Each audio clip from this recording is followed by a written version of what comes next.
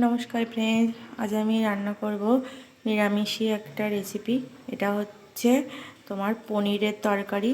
এখানে আমি বাটিতে একটা বড় সাইজের টমেটো আর কিছুটা মটরশুঁটি নিয়েছি। এখানে একটু আদা গ্রেট করে নিয়েছি, নতুন আলু ডুমো করে কেটে রেখে দিয়েছি, আর পনিরগুলো ছোট ছোট করে পিস করে রেখে দিয়েছি। পনিরটা আগে আমি ভেজে নেব। তার জন্য কড়াইয়ে আমি তেল বসিয়ে দিয়েছি। তেলটা গরম হয়ে গেছে, এর মধ্যে পনিরগুলো আমি একে একে দিয়ে ভেজে নেব।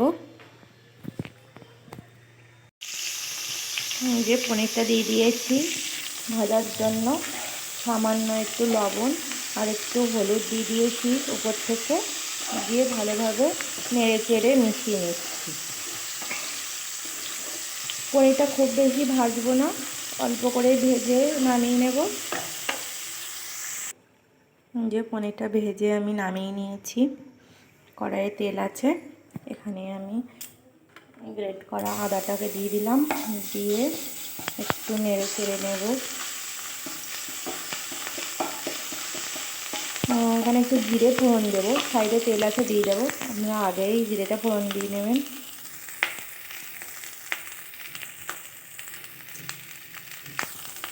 যে জিরেটাও ফোড়ন দিয়ে দিয়েছি। এখানে কেটে রাখা টমেটো আর কিছুটা মটরশুঁটি দিয়ে নেব।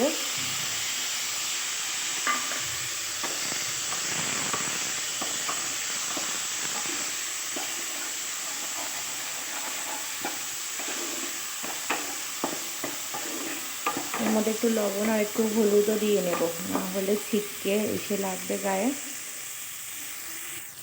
যে লবণ আর হলুদ দিয়ে দিয়েছি, দিয়ে ভালো করে কষিয়ে নেব মশলাটা।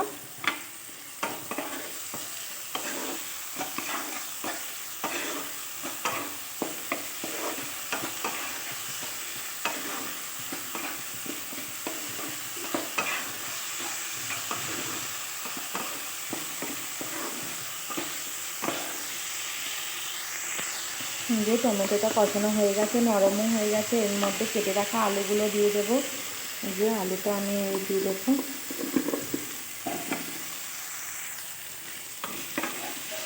আলুটা ভালো করে কষিয়ে নিতে হবে এর সঙ্গে।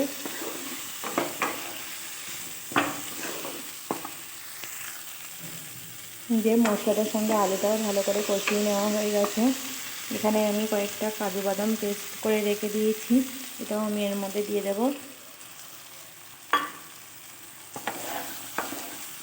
বেশি না, 6টা মতো এরকম দিয়েছি।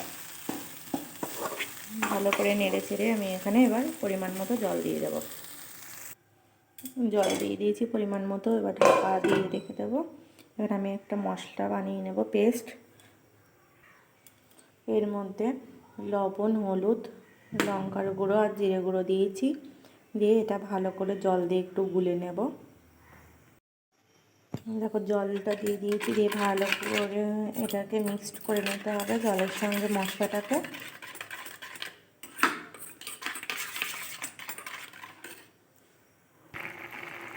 যে ভালোভাবে ফুটে গেছে ঝোলটা, এখানে মশলার যে পেস্টটা আমি করে রেখে দিয়েছিলাম এটা দিয়ে দেবো।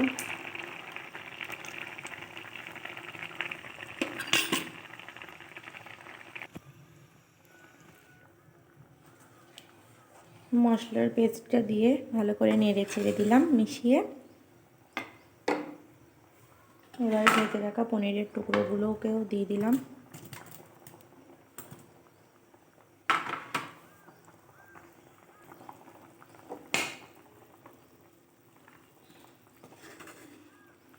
এবার ঢাকা দিয়ে রেখে দেব 10 মিনিটের জন্য।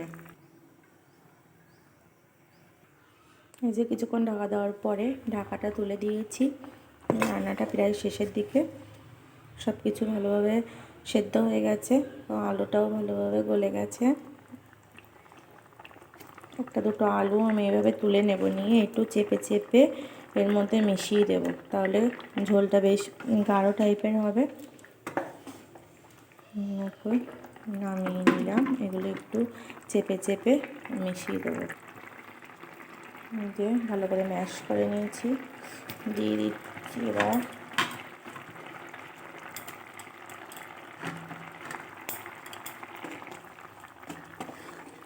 এর মধ্যে একটু গরম মশলা গুঁড়ো দিয়ে দেবো, দিলেই রেডি হয়ে যাবে পনিরের এই রেসিপিটা।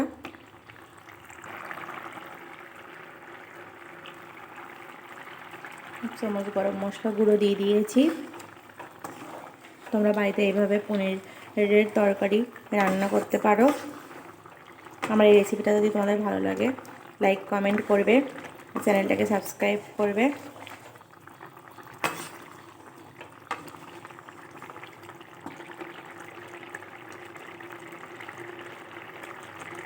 আর একটু ফুটে গেলেই আমি নামিয়ে নেব। কেউ চাইলে এখানে একটু চিনিও অ্যাড করতে পারে, কিন্তু আমি এখানে দেবো না। আর সামান্য একটু ঘি দিয়ে আমি নামিয়ে নেব। দেখো একটু ঘিও দিয়ে দিচ্ছি।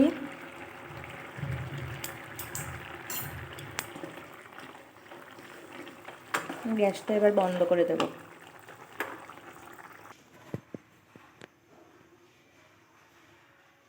রান্নাটা কেমন হলো আপনারা জানাবেন।